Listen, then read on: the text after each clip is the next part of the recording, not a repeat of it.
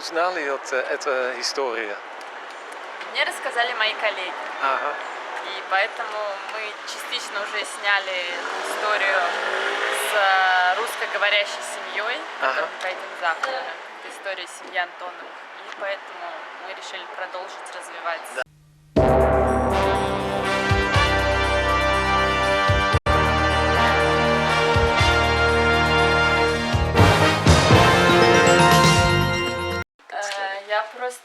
Or in English.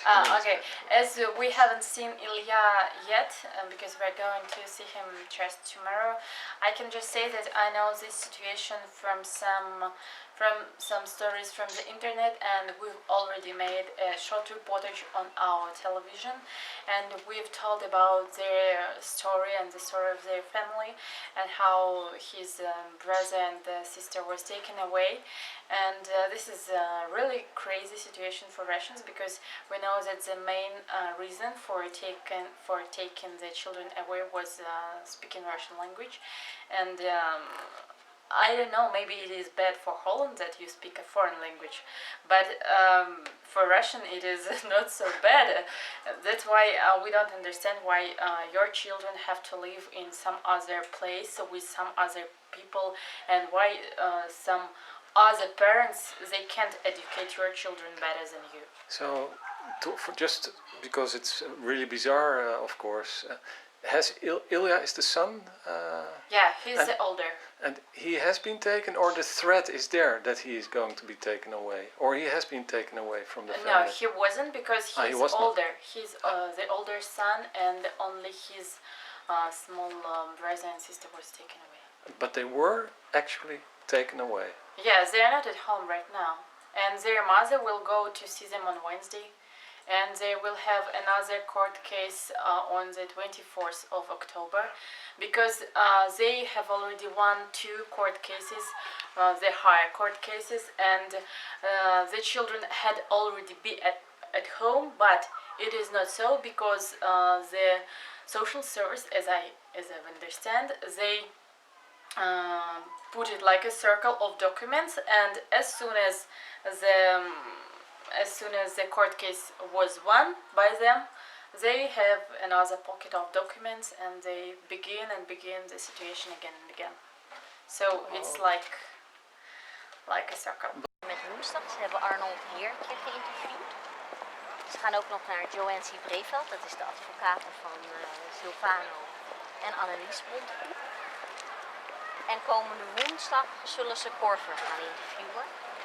En naar wat ik begreep, nog wat mensen van Russische origine. Gewoon mensen die Russisch spreken, en het gaat vooral over jeugdzorg. Alena vertelde me zojuist zelf dat ze bijna niet geloven in Rusland. Hoe het systeem in Nederland werkt. Omdat ze denken van, Nederland is een heel liberaal land. En een land waar je rechten toch zijn gegarandeerd. En zij heeft al eerder het verhaal gemaakt van Jelena en Ilya Antonova. De tweelingbroertje en zusje van Ilya, die zijn uit huis geplaatst. En een van de redenen was, er werd thuis Russisch gesproken en de kinderen waren dus min of meer pedagogisch verwaarloosd omdat ze niet goed Nederlands spraken. Dat is natuurlijk een absurde reden. Ja. Maar dat is wel een reden die ook echt daadwerkelijk staat opgeschreven. Ik ben 2 keer met Ilya naar het Europese parlement geweest. Samen ook met, de tweede keer was met een hele groep Engelse mensen. Waar men ook gewoon echt gechoqueerd reageert. Ja. En vooral de mensen uit Engeland, want in Engeland is het gewoon ook echt verschrikkelijk. En ik weet nog heel goed een parlementariër uit Roemenië die echt ongelooflijk kwaad was. Hij zegt, dit is nu al de zoveelste keer dat we samenkomen. Dit zijn al de zoveelste verhalen die ik hoor. Wanneer wordt er toch in godsnaam eens een keer iets gedaan? Want Nederland is altijd het braafste jongetje van de klas. Wij staan voor mensenrechten. We houden niet van geweld, we houden van het milieu. Iedereen is gelijk. Maar zodra het aankomt op family law, op het civiele recht, ja, dan heb je geen rechten. Dan zijn er geen rechten. Mag ik je nog ook één dingetje vragen? Kun je dat vertellen, op welke school het gebeurd was? Dat je dochtertje misbruikt is? Ja, ik kan die naam niet vertellen, maar dat is niet heel erg moeilijk. Een goed verstaander heeft een halve woord nodig. Dat kun je lezen op de blog, Jeugdzorg Dark Horse. Oké, duidelijk. Ja. Als horen en communiceren niet vanzelfsprekend is. Dat is het artikel en dan kun je het snel genoeg vinden. Ja, prima. Okay, you can go and we'll your Dat is mijn buurvrouw. daughter. Yes, this is a very famous Dutch book. My daughter loves to read. So we read this together. We have a lot of books all over the house. This is very famous in Holland, but it's also in other countries. Dikkie Dik. So, how did the social service become to your family? Well, it all started in 2010, so that's already almost 4 years ago, in December 2010. Our daughter was 6 years old then, and she went to a new school. And for the first couple of, I think the first week, 2 weeks, she was just fine. And then after that she came home and her behavior started to change very much.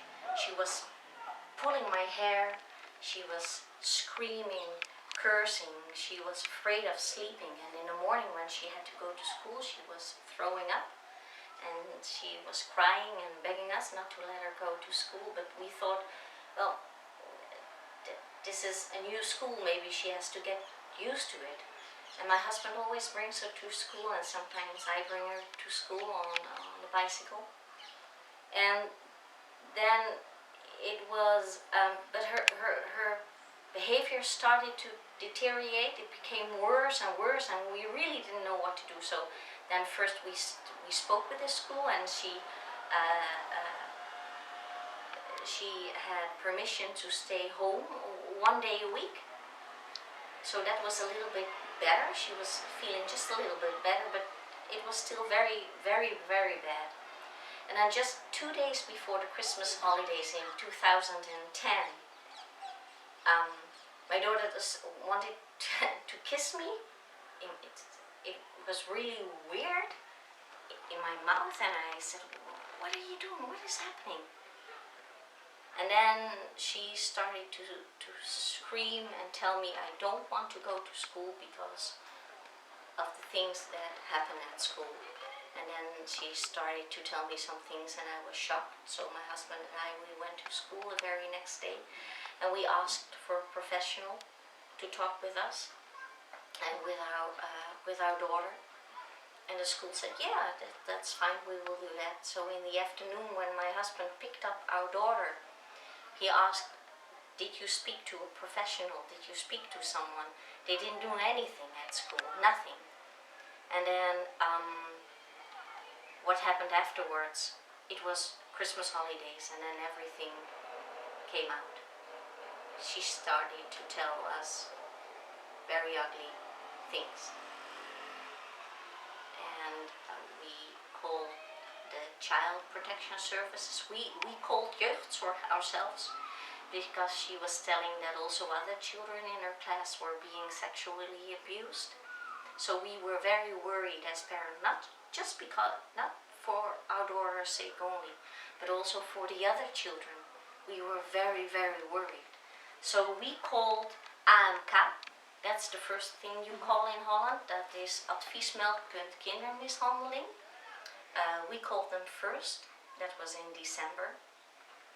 And they told us we can do nothing for you, nothing, because it's a matter of the school, and we cannot help you.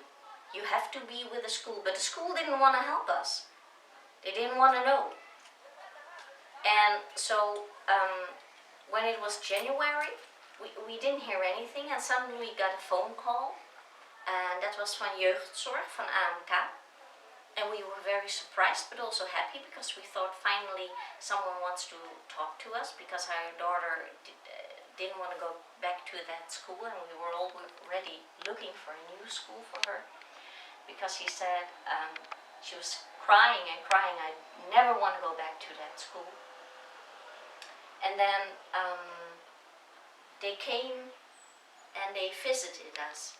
They said, can we come at your house? I said, yeah, of course. I want to tell you what happened, and I want you to see my daughter. I want you to hear her story, because nobody, well, at least school didn't believe us. And then they came here at our house. We invited them, and we had coffee and tea and cookies, and we thought they were very kind ladies. They shook our hands. They said, we're very transparent. You can tell us everything. So we believed that, not knowing how jeugdzorg works. We didn't know then. We know now. Keep away from them, always. But we didn't know then. So we told them our story, and then they said, but we're not coming to really hear your story. We're coming to tell you that we think that you abused your daughter. So then we were like stupefied. We were catching our breath. We could not believe this. And then it lasted for 9 months. We fought for 9 months because they wanted to take both our children out of their home, out of our home. Our daughter went into therapy, and that concluded that she was sexually abused, and more children in the class were sexually abused. And they didn't do anything with it. And then, well, we were spoken free, because then it goes to the Raad voor de Kinderbescherming. They did an investigation, and we were acquitted of all the things they said we were supposed to be doing to our daughter. And then it was finished. But it will never really finish for us, because we know so many other parents and so many other children in these cases, what happened to them. Like Ilya. So how you kept your daughter with you? How was it difficult? That was a struggle. That was a fight. I kicked against everything. I called the wethouder, Lodewijk Asscher. I called the mayor. I spoke to everyone I could think of. And my husband, he writes. He's a publicist. So, well, we started kicking and screaming and fighting, and you can also read that in the AMK report, that mother is fighting for her children like a lioness. Like that is something wrong. I was fighting for my child. I wanted my daughter to be heard. So we fought so hard, and I think in the end they got to understand jeugdzorg, that these are parents, well, you know, that are clever, that are very articulate, and they can speak their mind. And the Raad voor de Kinderbescherming, there was one man, he came and he said, at the very first sight he saw us, he said, you have been treated wrongly. So the Raad voor de Kinderbescherming, actually that man that worked for that organization saved our case. Because he said, this is wrong. And so now we are free from jeugdzorg, and we are warning other parents, but also helping other parents in what to do. Get a lawyer. Don't talk too much. Try to get help first yourself with a licensed psychologist, but don't go to jeugdzorg.